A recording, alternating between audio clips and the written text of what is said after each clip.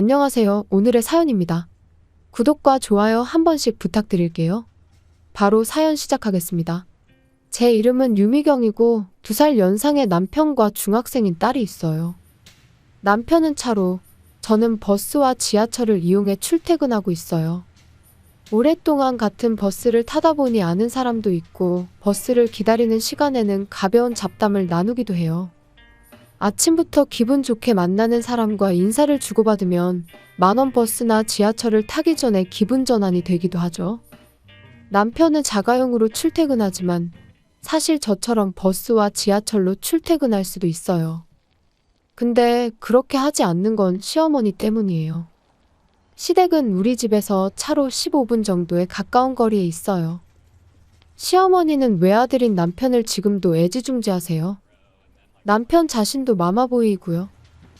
저와의 결혼도 시어머니의 입김이 작용해 갈등을 겪었었죠.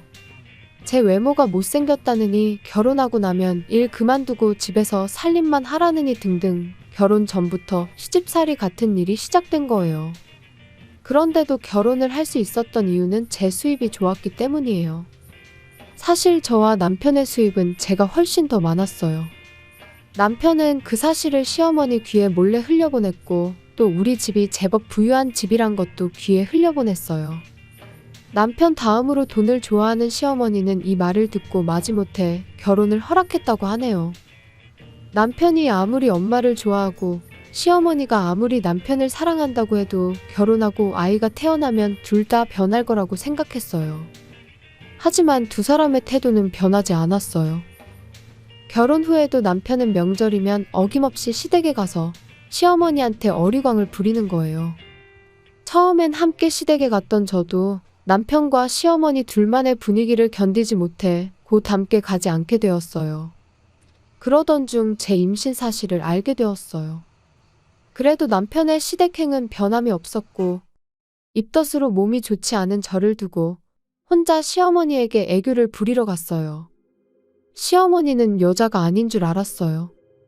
같은 여성으로서 임신으로 힘들어하는 걸 알 텐데도 불구하고 저를 신경 쓰지 않고 남편과 즐겁게 지내는 거 아니겠어요. 아이가 태어나도 두 사람의 태도는 변하지 않을 거라고 생각했어요. 저 스스로 마음 단단히 먹어야겠다고 생각했고 힘든 시기를 지나 딸이 태어났어요. 시어머니와 남편은 정말 실망한 표정으로 태어나기 전까지는 믿지 않았는데 역시 딸이구나. 며느라, 다음에는 꼭 아들을 낳도록 해. 그렇게 말하고 바로 병원을 떠났어요. 그 후 일을 마친 시아버지가 뒤늦게 찾아왔어요. 시아버지만 저보고 출산 축하한다며 절 닮은 이쁜 딸이라고 유일하게 출산을 진심으로 기뻐해 주셨어요. 문득 저는 눈물을 흘리고 있었어요. 시아버지도 눈치채셨어요. 갑자기 눈물이 왜 나지? 최대한 밝게 말하려고 했는데 한 번 터진 눈물은 멈추지 않았어요. 시아버지가 건네준 손수건으로 눈물을 닦는데 시아버지가 무슨 일이 있어도 저와 손녀 편이라며 언제든 고민 상담해주겠다고 하셔서 또다시 눈물이 쏟아졌어요. 결국 남편과 시어머니는 딸이 태어난 후에도 태도를 바꾸지 않았고 저는 혼자서 육아를 하며 일과 집안일로 바쁜 나날을 보냈어요. 남편에게 수입으로 밀릴 수 없었기 때문에 저는 열심히 노력했어요. 딸이 초등학교에 입학할 무렵부터 딸은 남편과 시어머니의 관계가 이상하다는 걸 알아차렸어요. 그래서 그 두 사람을 그리워하는 일은 전혀 없었어요. 대신 저를 잘 도와주고 잘 챙겨주는 딸아이로 변해가고 있었어요. 게다가 시아버지는 딸이 태어났을 때 말했던 것처럼 우리 편이 돼주셨어요. 다소 삐걱거리는 가족관계였지만 나름대로 잘 견디며 하루하루를 보내고 있었는데 어느 날 갑자기 이 관계가 깨지게 된 거예요. 그 시작은 친정엄마가 죽으면서 시작되었어요. 아버지는 몇 년 전에 병으로 돌아가셨고 어머니는 최근 1년 정도 몸이 좋지 않아 입원과 퇴원을 반복하는 중이셨어요. 중학생이 된 딸과 함께 여러 번 어머니를 병문안하고 간병하러 다녔는데 그 보람도 없이 어머니는 끝내 회복하지 못하고 돌아가셨어요. 형제가 없는 저는 이모의 도움을 받아 장례식을 치를 수 있었어요. 왜냐하면 남편이 장모님 장례식을 왜 자기가 준비해야 하냐고 말도 안 되는 말을 했었거든요. 그 말을 우연히 딸이 들었는데 아빠, 외할머니가 돌아가셔서 엄마가 가장 슬프고 정신없는데 왜 엄마한테 다 준비하라고 하세요? 슬퍼할 시간도 주지 않고 엄마한테 너무한 거 아니에요? 괜찮아 딸. 나는 아빠에게 기대하는 게 없어. 남편은 콧방귀만 뀌고 어디론가 나가버렸어요. 아마도 시어머니에게 갔겠죠. 남편이 갈 곳은 그곳밖에 없으니까요. 이모와 딸 그리고 시아버지의 도움으로 어머니의 장례식을 무사히 마칠 수 있었어요. 남편은 아무 도움도 주지 않았는데도 불구하고 친척석에 슬그머니 앉아있어 딸이 노려보았지만 얼굴에 철판을 깔았는지 뻔뻔했어요. 물론 시어머니는 장례식에 얼굴도 비치지 않았어요. 예상하긴 했지만 일부 친척들은 시어머니가 오지 않은 걸 믿기 힘들다는 사람도 있었어요. 그리고 어머니의 유산상 속에 관한 얘기가 나왔어요. 어머니는 사전에 변호사와 상의해서 유산에 대한 유언장을 작성해 놓으셨더라고요. 아마도 자산가였던 아버지의 유산을 포함해 친척들 간의 다툼이 생기지 않도록 하기 위해서였을 거예요. 어머니의 유산은 결국 저와 딸이 절반씩 상속받게 되었어요. 딸한테도 유산을 남겨준 건 어떤 길을 가든지 간에 그 돈으로 잘 살았으면 좋겠다는 뜻이었다고 하네요. 친척들도 모두 동의해 주셔서 별다른 다툼 없이 상속이 결정되었어요. 그 자리에 있던 남편은 자신과 상관없는 일인데도 불구하고 미소 지으며 왠지 모르게 기뻐하는 표정을 짓고 있었어요. 그 모습이 기분이 나빴던 기억이 뚜렷이 나요. 그리고 상속 절차가 마무리되자 남편은 다시 시어머니에게로 향하는 것 같았어요. 정말 시어머니와 무슨 이야기를 하는 건지. 시간이 흘러 안정을 되찾을 즈음에 남편의 태도가 조금씩 달라지기 시작했어요. 늘 자가용으로 출퇴근하던 남편이 어느새 버스와 지하철로 출퇴근을 하는 거예요. 게다가 일부러 저와 시간을 맞춰 버스 정류장까지 함께 걸어서 가는 거예요. 버스 정류장까지는 걸어서 5분 정도 거리예요. 남편과 함께 버스 정류장까지 걸어가면서 딸에 대한 이야기, 일 이야기 등을 나누며 걷는 기분은 나름 신선했어요. 쓸데없는 이야기를 할 때도 있었지만 그래도 남편과 함께 걷는 것이 의외로 좋다는 느낌이 들었거든요.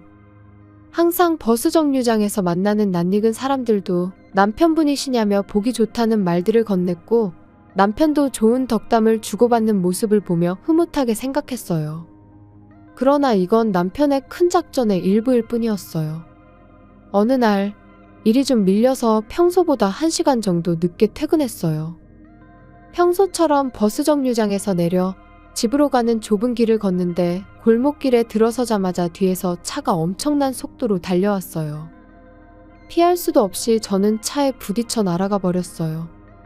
땅에 쓰러졌을 때는 이미 의식이 희미해졌고요.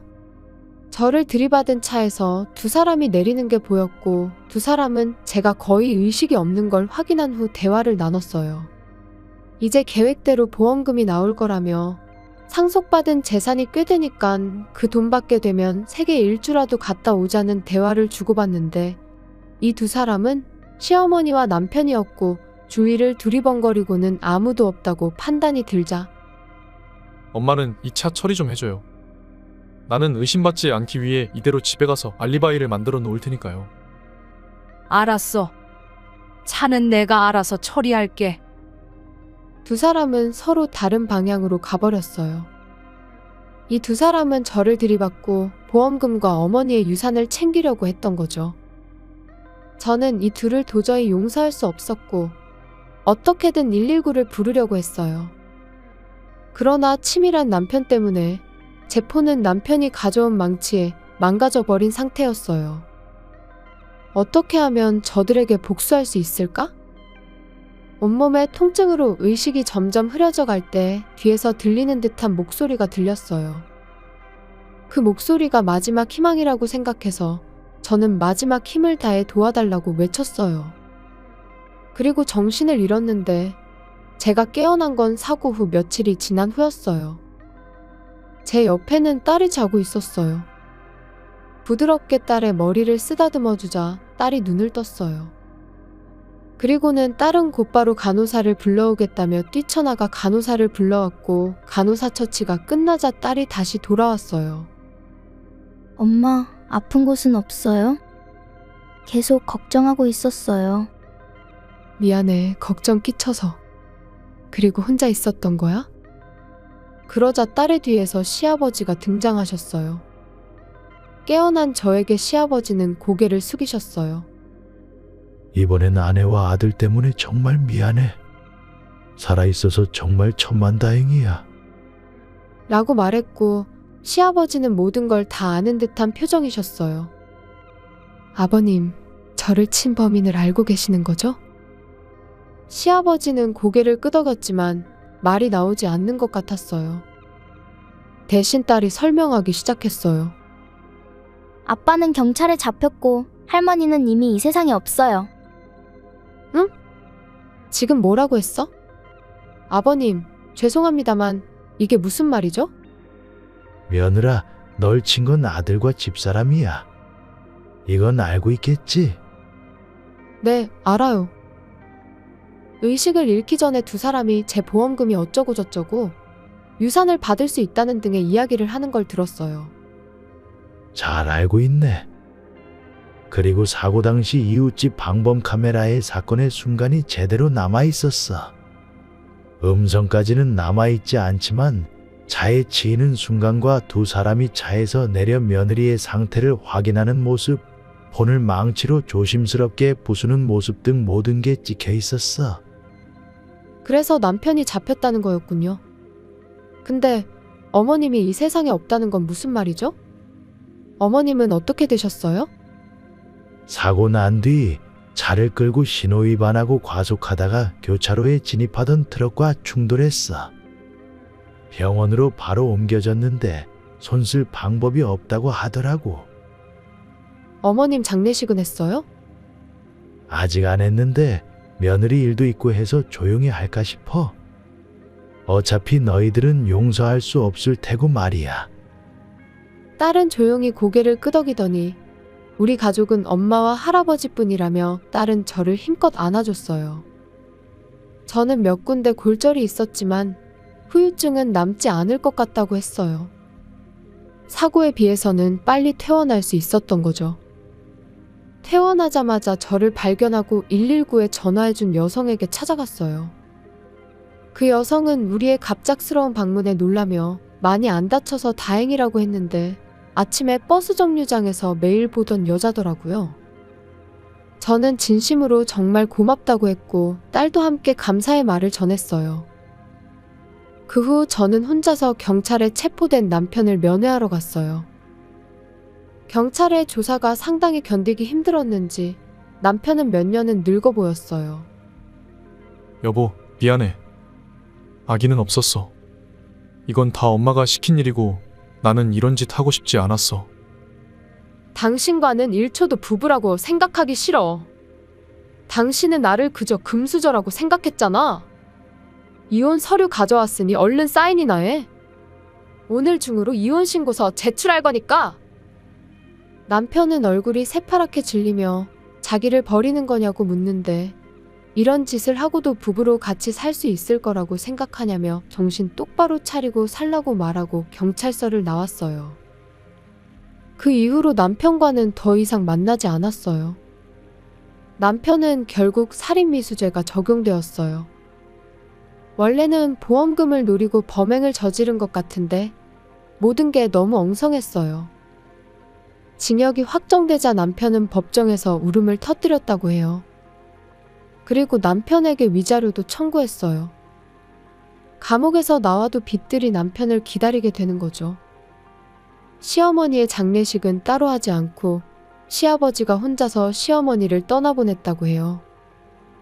한편 전 딸과 단둘이 살고 있어요. 골절도 잘 나았고 직장에도 잘 복귀했어요. 그동안 살던 아파트에서 이사하게 되면서 오랫동안 이용하던 버스 정류장은 더 이상 이용하지 않게 되었어요. 제 생명의 은인과는 버스 정류장에서 만나지 않게 되었지만 정기적으로 만남을 가지고 있어요. 정말 평생 갚아도 못 갚을 은혜를 입었으니 계속해서 좋은 관계를 유지하고 싶네요. 시청해주셔서 감사합니다. 그럼 다음 영상에서 다시 뵙겠습니다.